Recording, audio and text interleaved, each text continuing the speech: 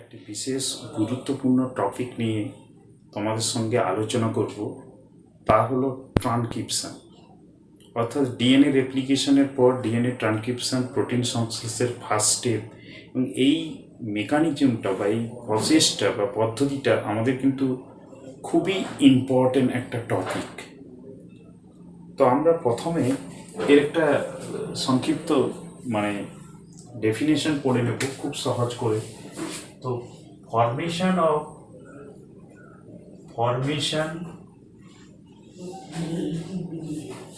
of RNA over DNA template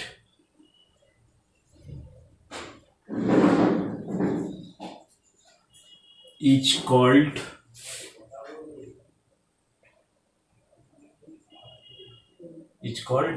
transcription.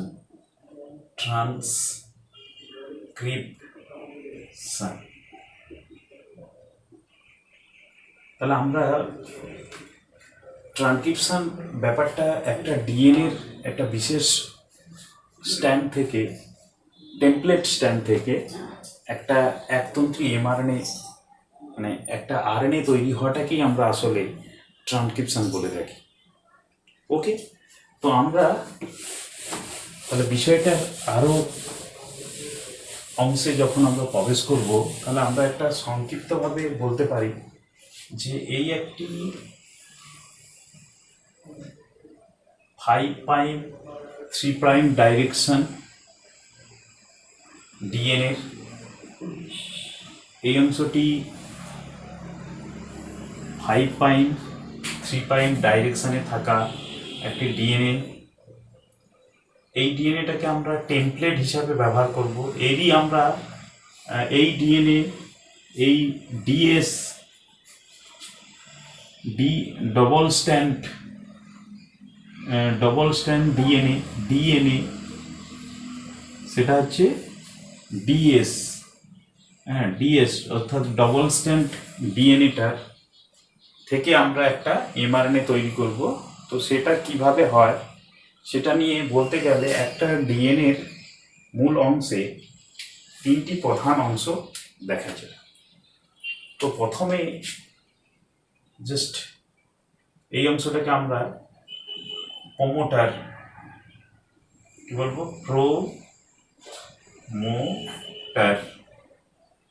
Reason বা promoter অঞ্চল,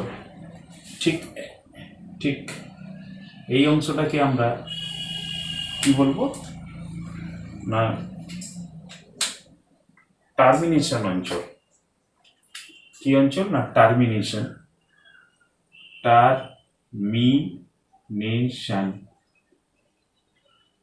reason. Most important অংশ হলো কি না ট্রানস্ক্রিপশন ইউনিট, ট্রানস্ক্রিপশন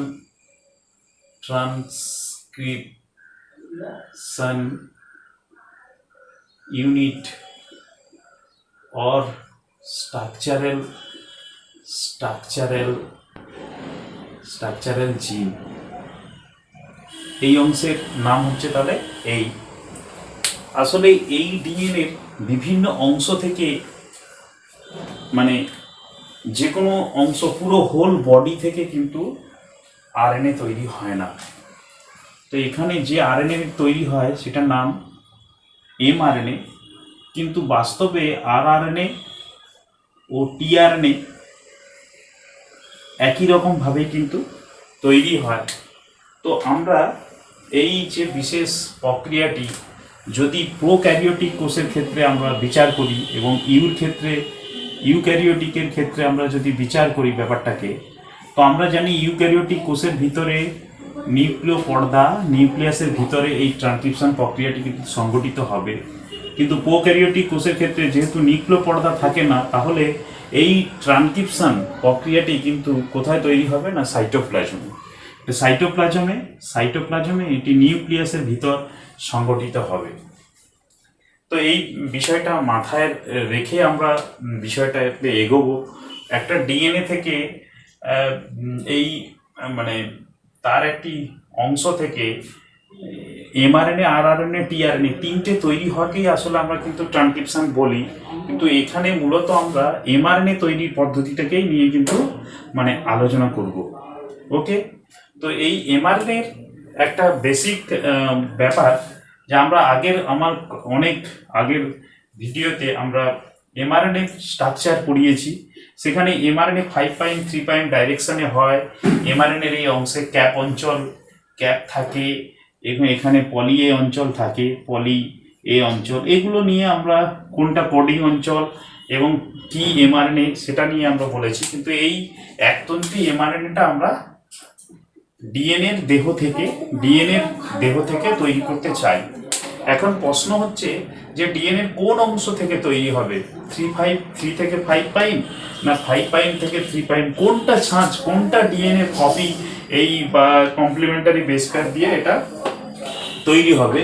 তো তারই ভিত্তিতে যেহেতু এটি 5' থেকে 3' ডাইরেকশনকে বোঝায়, তাহলে অবশ্যই এই এমআরএনএটি এই মানে 5'3' মানে টেমপ্লেট অংশ থেকে তৈরি হয়। তো এই জন্য এর নাম আমরা লিখতে পারি কি না টেমপ্লেট, কি না টেমপ্লেট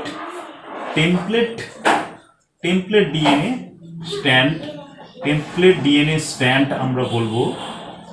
কিন্তু টেমপ্লেট ডিএনএ স্ট্যান্ড এর আরেকটা অবলিক নাম আমরা দিতে পারি, সেটা কি বলতো, যে এন্টিসেন্স তন্তু, এন্টিসেন্স স্ট্যান্ড বলা যেতে পারে। কিন্তু এই অংশকে আমরা বলি সেন্স স্ট্যান্ড, অর আমরা বলতে পারি কোডিং অঞ্চল, কোডিং স্ট্যান্ড। এটা দেখো, একটু খেয়াল করো যে কোন অংশ থেকে তৈরি হবে।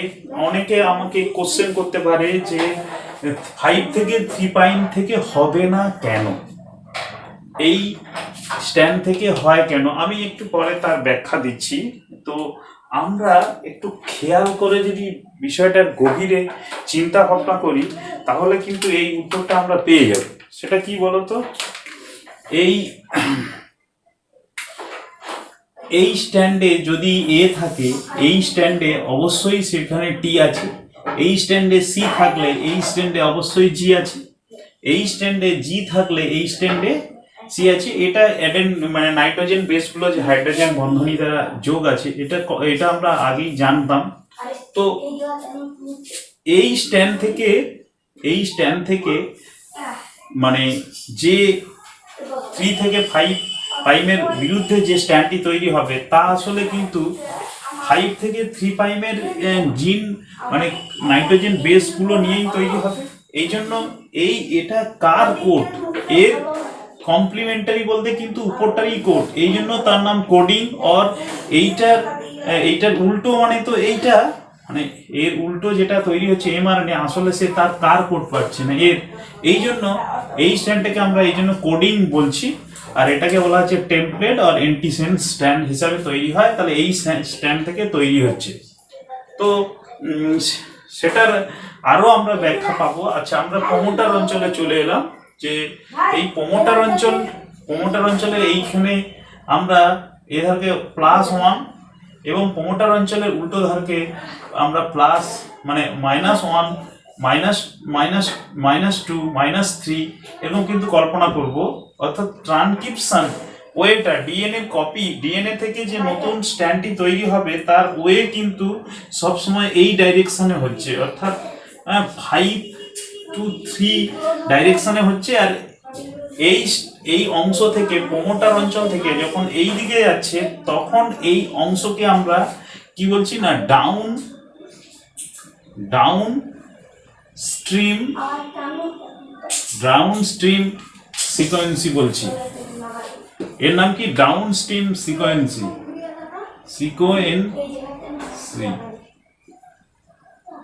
ঠিক এর উল্টো দিকে আমরা যেখানে মাইনাস বলছি, ঠিক এই অংশের উল্টো দিকে আমরা কি বলছি না আপস্ট্রিম সিকোয়েন্সি।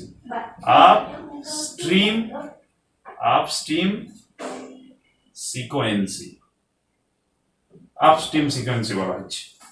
তাহলে এই দিকটা down or positive minus equal to upstream sequence, আর ঠিক এই অংশকে বলা হচ্ছে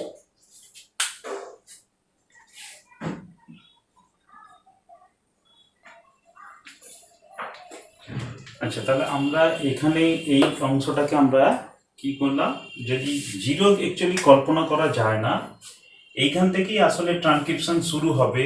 তার আগের অংশকে আমরা প্রোমোটার বলছি। এই প্রোমোটার অংশের এইখান থেকে -10 বিপি অঞ্চলে -10 বিপি এই অঞ্চলকে আমরা যদি কল্পনা করি, তাহলে এখানে টাটা অ্যাট টিএ এটি টাটা অ্যাট এই টিএ টাটা অ্যাট, এবং এর -35 বিপি অঞ্চলে -35, ধরো এইরকম একটা এইরকম আমরা এটাকে যদি বাড়িয়ে দিই বিষয়টাকে 3 পাইম 5 পাইম, তাহলে আমরা ধরো এই -35 বিপি অঞ্চলে এখানে কি করেছি, একটা সিকোয়েন্সি আছে।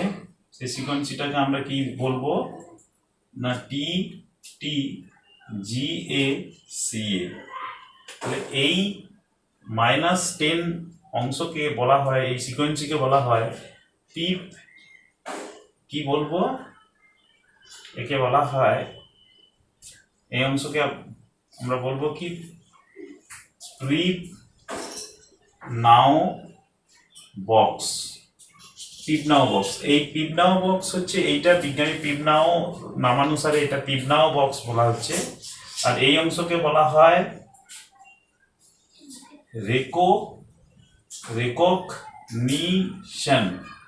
রেকগনিশন বলা হয়, রেকগনিশন সিকোয়েন্সি বলে, কি বলে, রেকগনিশন সিকোয়েন্সি। তাহলে এই ব্যাপারটা আছে। তাহলে দেখো, এটা খেয়াল রাখতে হবে যে পিপনাও বক্সের এই টাটা অ্যাট বা এই রেকগনাইজেশন সিকোয়েন্সি আসলে কোডিং অঞ্চলে আছে। যে অঞ্চলে থাকবে তার অংশ থেকে কিন্তু এমআরএনএ তৈরি হবে না। এই জন্য এমআরএনএ সবসময় এই টেমপ্লেট বা এন্টিসেন্স স্ট্যান্ড থেকেই তৈরি হয়, কারণ এন্টিসেন্সে এই সিকোয়েন্সিটা নেই। এটা খেয়াল রাখতে হবে। পিপনাও বক্সের এই টাটা অ্যাট এবং TTGGAC এই যে রেকগনাইজেশন সিকোয়েন্সি, এটা কিন্তু কোন স্ট্যান্ডে আছে না, কোডিং স্ট্যান্ডে বা সেন্স স্ট্যান্ডে। এটা খেয়াল করে লক্ষ্য করবে, এটাই হচ্ছে এর উত্তর। এই জন্য আমরা এখান থেকে ব্যাপারটা বুঝলাম। এবার এই অংশ থেকে আমাদের ট্রান্সক্রিপশন ইনিশিয়েশন শুরু হবে। আমরা দেখো ট্রান্সক্রিপশন যে বিশেষ যে প্রসেস, এই প্রক্রিয়াটি আসলে 3টি প্রসেসের মাধ্যমে ঘটে। তো একটাকে আমরা কি বলি না, ইনিটিয়েশন ফেজ, এবং অন্যকে বলা হচ্ছে কি ইলংগেশন ফেজ, এবং আরেকটাকে কি বলা হয় টার্মিনেশন ফেজ। তো এই তিনটি ফেজের মধ্যে আমরা ইলংগেশন মানে জাস্ট স্টার্ট শুরু হবে, অর্থাৎ এই এমআরএনএ যে তৈরি হবে সেটার জাস্ট একবারে প্রারম্ভিক একটা ঘটনা শুরু হবে। আর এটাতে কি না, এই ডিএনএর বিরুদ্ধে তার কমপ্লিমেন্টারি বেস দ্বারা নতুন একটি স্ট্যান্ড অলরেডি তৈরি হবে, এবং লাস্টে একটা সমাপ্তি বা টার্মিনেশনের দ্বারা এই ডিএনএ থেকে একটি স্ট্যান্ড এই টার্মিনেশন বা সমাপ্তির দ্বারা ছেড়ে যাবে। তার ফলে এই এমআরএনএটা কিন্তু তৈরি হবে।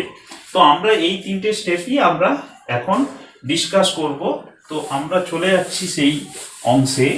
তো এই অংশে যাওয়ার পূর্বে, ইনিটিয়েশন ফেজে যাওয়ার পূর্বে যে গুরুত্বপূর্ণ মানে দেখো, আমরা ডিএনএ রেপ্লিকেশনের সময় দেখেছিলাম অনেকগুলো এনজাইম প্রোটিন অনেক কিছু দরকার, কিন্তু এই ট্রান্সক্রিপশন প্রক্রিয়ার জন্য কিন্তু মাত্র একটি এনজাইমই যথেষ্ট, এবং সেই সব কাজ কিন্তু করে। সেই বিশেষ এনজাইমটার নাম কি না, আমরা কি বলি না, আরএনএ পলিমারেজ।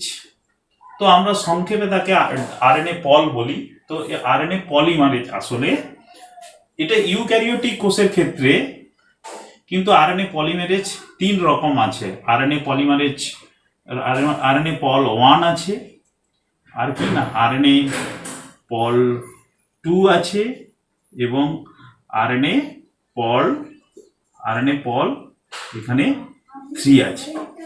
তাহলে এইটা একটু বলে নেওয়া ভালো যে এই অংশটি কিন্তু এরা আরআরএনএ তৈরি করে, এবং এরা এমআরএনএ তৈরি করে, এবং এরা টিআরএনএ তৈরিতে সহায়তা করে। কিন্তু কাদের ক্ষেত্রে? ইউক্যারিওটিক কোষের ক্ষেত্রে ডিএনএ পলিমারেজ 3 রকম, এবং 3 রকম তার ফাংশন বললাম। আরেকটা এই মানে বলা যেতে পারে যে প্রোক্যারিওটিকের সঙ্গে ইউক্যারিওটিকের যে ডিফারেন্স আমি আগে বলেছিলাম যে পোতে নিউক্লিয়াসের ভিতরে এই ট্রানস্ক্রিপশন হয়, ইউতে কিন্তু হয় সাইটোপ্লাজমের মধ্যে। এবং এখানে আরেকটা ডিফারেন্স করা যেতে পারে, এই 10 যে বেস পেয়ার এটা এদের ক্ষেত্রে কিন্তু মানে 30S এবং এটা 80S সিকোয়েন্সিতে থাকে।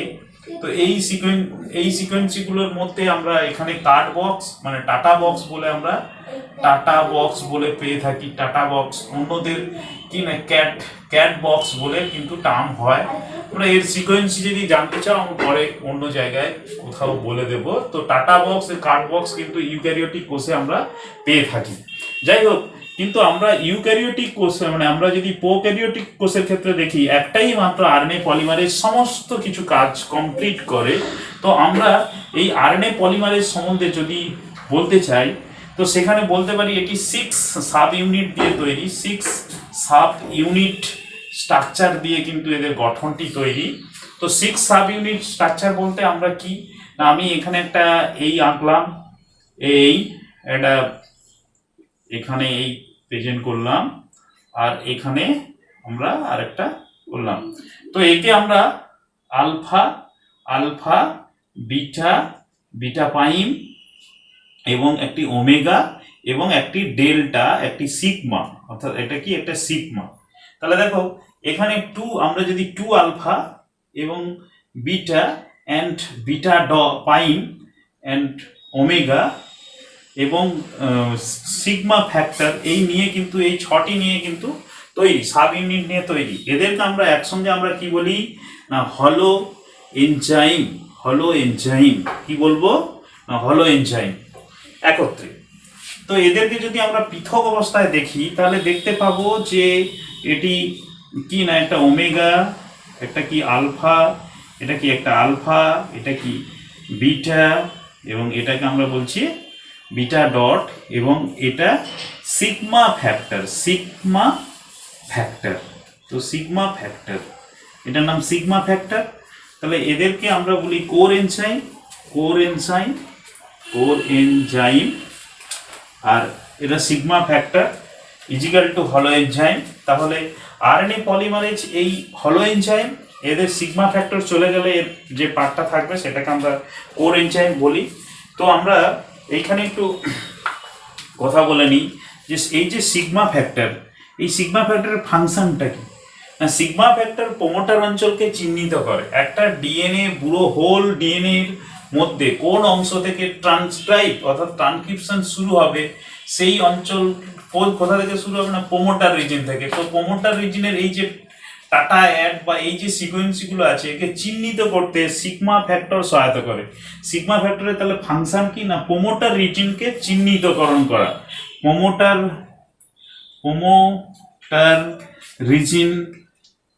রিজিন কি না চিহ্নিতকরণ করা। আর দেখো তোমরা এখানে আমরা দেখতে পাচ্ছি যে এই যে বিটা আর এই বিটা 1 এদের মধ্যে বিটা প্রাইম, তো এদের মধ্যে এই বিটাটা হচ্ছে ফসফোডাইএস্টার বন্ধনী তৈরিতে সহায়তা করে।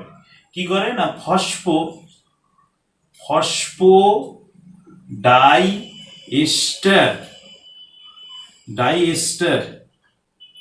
ডাইএস্টার বন্ধনী তৈরি করতে সহায়তা করে। আর এরা কি করে না বিটা প্রাইম কি করে না বিটা প্রাইম করে যে টেমপ্লেট ডিএনএ নতুন কোডিং মানে এমআরএনএর যে টেমপ্লেট ডিএনএ টেমপ্লেট আরএনএ এর হচ্ছে টেমপ্লেট আরএনএ এর মানে তৈরিতে বা মেড আপ তৈরি করে, তাহলে এই ব্যাপারটা এদের রয়েছে। এই একটি মাত্র এনজাইম তারা কি করে না ট্রানস্ক্রিপশন শুরু একা করায় এবং সেখানে তারা একাই এই ঘটনাটি ট্রান্সক্রাইব করে। তাহলে আমরা এখন একটা ছবি পেয়ে যাব। এই বড় অংশটির নাম তাহলে কি না আরএনএ পল অর্থাৎ পলিমারেজ, এবং তার সঙ্গে আছে কি না বিশেষ ধরনের একটি সিগমা ফ্যাক্টর। তো এই দুটো অংশ সিগমা ফ্যাক্টর, এই ব্যাপারটা আমাদের এখানে, তাহলে এই অংশটাই আসলে এখানে বসবে কোথায় না এইখানে। তো আমরা তাহলে দেখতে পাবো যে এই অংশে দুজন মানে আরএনএ পল জাস্ট এই অংশে বসেছে এবং এর সঙ্গে আরেকজন আছে তার নাম কি সিগমা ফ্যাক্টর। এই সিগমা এবং এটা আরএনএ পল বা পলিমারেজ। এবার দেখো এই অংশে প্রোমোটার এবং কিছুটা এই ট্রানস্ক্রিপশন ইউনিট বা স্ট্রাকচারাল জিনের দিকে কিন্তু অলরেডি এরা চলে যাচ্ছে, মানে এইরকম একটা জায়গায় এরা বসেছে। এইভাবে কিন্তু এরা এনিটিয়েশনটা শুরু করবে। তো এনিটিয়েশন তাহলে এর ভিতরে থাকার যে বন্ধনীগুলো আছে, যে নিউক্লিওটাইডগুলো আছে তাকে তাহলে ভাঙতে অলরেডি শুরু করবে। তাহলে আমাদের ছবিটা কীরকম দাঁড়াবে না আমরা দেখতে পাবো যে এইভাবে এই অংশে জাস্ট এইরকম একটা ছবির কথা আমরা দেখতে পাবো। তাহলে এটা 5 প্রাইম, এটা 3 প্রাইম, এটা 5 প্রাইম, এটা 3 প্রাইম ডাইরেকশন হচ্ছে। আর এর উপরে কে বসে আছে না সকলের উপরে দুজন বসে আছে, এটা হচ্ছে সিগমা এবং এটা হচ্ছে আরএনএ পলিমারেজ, আরএনএ পল এটা বসেছে। বসার পর তাহলে দেখো এই অংশে যদি এ টি সি জি সি এইরকম থাকে, তাহলে এর উল্টো অংশগুলোতে অবশ্যই কমপ্লিমেন্টারি বেস পেয়ার এই সাইটোপ্লাজম থেকে রাইবোনিউক্লিওটাইডগুলো আরএনএ পলিমারেজ নিজ দায়িত্বে এখানে কি জড়ো করবে অর্থাৎ সারিবদ্ধ করবে। অর্থাৎ দেখো এর সঙ্গে টি যোগ হয়, কিন্তু যেহেতু নতুন স্ট্র্যান্ডটি আরএনএ তৈরি হচ্ছে ফলে অবশ্যই খেয়াল রাখতে হবে এখানে ইউ হবে সির জায়গায়, তাহলে এর জায়গায় টি না হয়ে কি হবে ইউ, যেহেতু এই নবগঠিত স্ট্যান্ডটি তৈরি হবে সে স্ট্যান্ডটি হচ্ছে আরএনএ, তাহলে এটা খেয়াল রাখতে হবে সি এবং জি। এবার আরএনএ পলিমারেজ নিচেই এই স্ট্যান্ডগুলোকে আমি এক্ষুনি বললাম যে ওই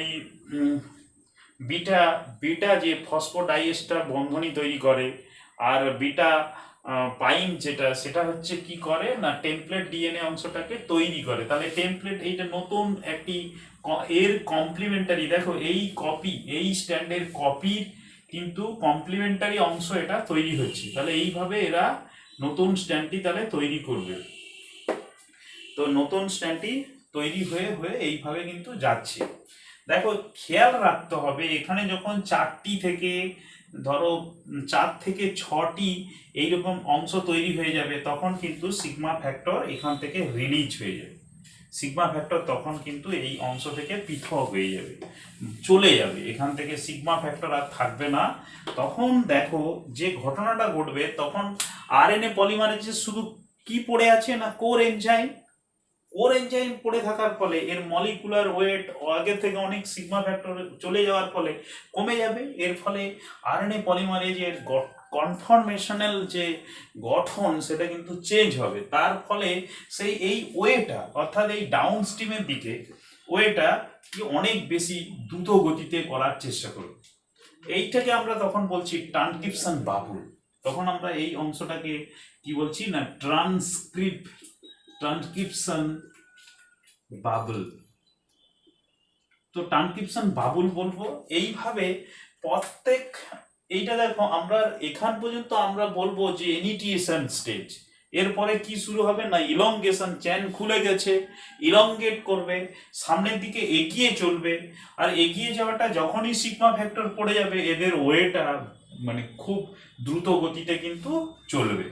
তখন এই এর কপিযুক্ত অংশটি এই আরএনএ পলিমারেজটি এখানে থাকবে না, পরপর এগিয়ে চলবে। ঠিক রিপিট, অর্থাৎ এইখানে যে এটি এই স্ট্যান্ড অর্থাৎ সেন স্ট্যান্ড এবং এন্টি সেন স্ট্যান্ড এখানে পৃথক হয়েছে, এরা কিন্তু যখন আরএনএ পলিমারেজ এগিয়ে চলবে তখন কিন্তু এরা আবার পূর্বের অবস্থায় ফিরে আসবে। অর্থাৎ ঘটনাটাকে কি আমরা যদি আবার একবার প্রেজেন্ট করি ব্যাপারটাকে, এটা কি না এইভাবে যদি ব্যাপারটাকে প্রেজেন্ট করার চেষ্টা করি তাহলে আমরা কি দেখতে পাবো না আরএনএ পলিমারেজ দেখো 5'3' প্রোমোটার থেকে আস্তে আস্তে স্ট্রাকচারাল জিন থেকে পরপর এই স্ট্রাকচারাল জিনের দিকে কিন্তু ওয়েতে চলে যাচ্ছে। ফলে আরএনএ পলিমারেজ দেখো এই ডিএনএ যেমন ছিল তেমন পূর্বের অবস্থায় কিন্তু এরা পেঁচানো একটা ডিএনএ স্ট্যান্ড গঠন করেছে। এখানে আরএনএ পলিমারেজ ছিল, কিন্তু এখন আরএনএ পলিমারেজ কিন্তু অনেকটা এগিয়ে চলছে। আরএনএ পলিমারেজ অনেক এগিয়ে চলছে, আরএনএ পলিমারেজ তখন এগিয়ে চলছে। আর যে নবগঠিত এই যে স্ট্যান্ডটি, সেই স্ট্যান্ডটিও ক্রমান্বয়ে এইভাবে তৈরি হয়ে হয়ে চলছে। এই স্ট্যান্ডটি এই আরএনএ পলিমারেজের দ্বারাই এই হাইড্রোজেন বন্ধনীকে ভেঙে আস্তে আস্তে কিন্তু এদের ওয়েটাকে এইভাবে এরা মুভমেন্টটাকে করবে। এরা তাহলে দেখো 3', তাহলে এরা কি হবে না 5' থেকে 3' ডাইরেকশনের দিকে যাবে। এটা অবশ্যই 3, এটা 5'। এইভাবে ইলংগেশন প্রক্রিয়ায় প্রত্যেক আরএনএ পলিমারেজ যত এগিয়ে যাবে এবং পিছন থেকে দুটো স্ট্যান্ড কিন্তু আগের পূর্বের অংশে আছে, অর্থাৎ দুজনের কপিটাকে একজনের স্ট্যান্ডের ছাঁচ দিয়ে তারা তৈরি হয়ে চলেছে, অন্যটি এধারে কিন্তু মানে ক্লোজ হচ্ছে, বিষয়টা এরকম। তাহলে এইভাবে চলতে চলতে এই প্রত্যেক এই অংশে প্রায় 17টি কিন্তু মানে 17টি নাইট্রোজেন বেসকে ভেঙে ভেঙে কিন্তু এরা এগিয়ে চলবে এবং একটা সময় এরা কিন্তু টার্মিনেশন বা সমাপ্তিতে পৌঁছবে।